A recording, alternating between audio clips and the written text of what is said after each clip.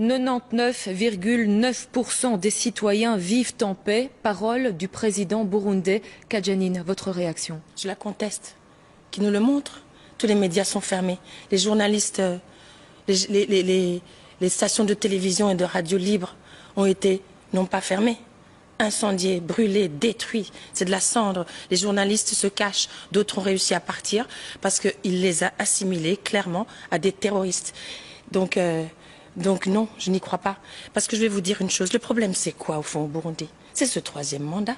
C'est un homme, un président qui veut contre rester le monde au pouvoir. entier, parce qu'on dit que c'est l'opposition burundaise. C'est faux. Il n'y a pas que le Burundi. La Belgique elle-même, hier, a déclaré. Elle a pris position. Elle a pris position claire, mais il n'y a pas que la Belgique. Mais la Belgique est très importante, évidemment, dans ce cas, concernant le Burundi. Pourquoi justement? Pourquoi interpellez-vous les autorités, la Belgique en particulier? Quelle est l'importance sur place? L'importance de la Belgique, c'est qu'elle est le premier contributeur bilatéral au Burundi. Et que ces moyens-là, il faut les stopper. Il faut trouver un levier d'action autre que la parole. Parce qu'on ne peut pas opposer la démocratie, la parole à un massacre. À un moment donné, il faut arrêter d'envoyer de l'argent, d'aider financièrement. Ça, c'est une deuxième. La première étape, c'est de dire non au troisième mandat. La deuxième, ce qui a été fait. La deuxième, c'est le levier économique. La troisième, s'il faut, il faut aller le chercher, ce monsieur. Puisque le monde entier est d'accord que ce troisième mandat, il est le seul à interpréter les accords d'Arusha de cette façon, c'est-à-dire d'une façon personnelle. Le seul.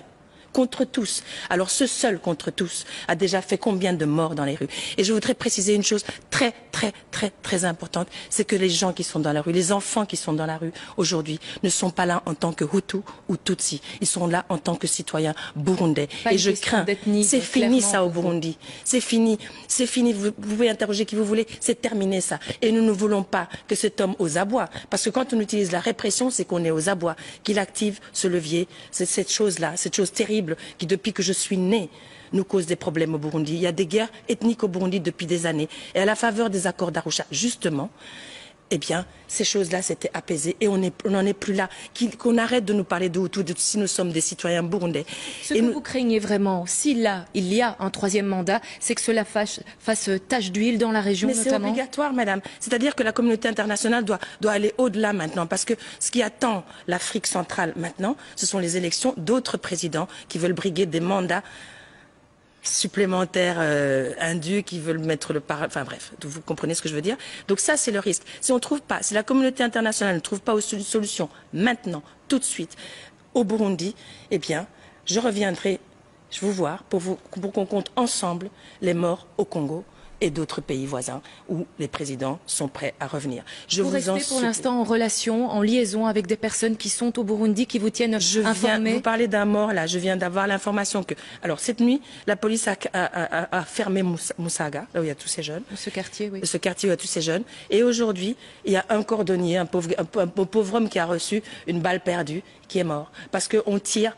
Ils ont ordre de tirer à balles réelles, pas de disperser, de tirer. Et on ne peut pas répondre par la parole à quelqu'un comme ça. Il faut que vous fassiez quelque chose. Mais c'est vrai que le Burundi, on sera peut-être perdu cette fois-ci. Mais c'est toute la région qui va être perdue. Je disais un cri de détresse. C'est toute la région qui va être perdue parce que s'il n'y a pas de réponse aujourd'hui sur le Burundi, eh bien, c'est même pas la peine d'envisager une réponse dans d'autres pays. Et j'appelle les démocrates, j'appelle tous ces pays qui nous envoient des fortunes, des milliards pour la démocratie. Alors arrêtez, donnez-le à vos peuples qui souffrent aussi d'autres choses. Si c'est pour ne pas nous défendre, parce que les pays peuvent dire on arrête ci, on nous condamne. Et nous, et les Burundais, et les gamins dans les rues, ils font quoi eux? S'ils prennent des armes demain, on va les condamner eux.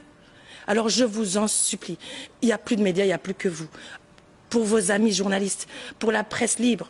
Il y a eu Charlie Hebdo, tout le monde était dans la rue. Là, ce ne sont pas des journalistes en danger, c'est un peuple en danger et qui n'a pas d'autre recours que vous. Kadjanine, merci pour cet appel sur ce plateau du journal de 13h. Merci à vous.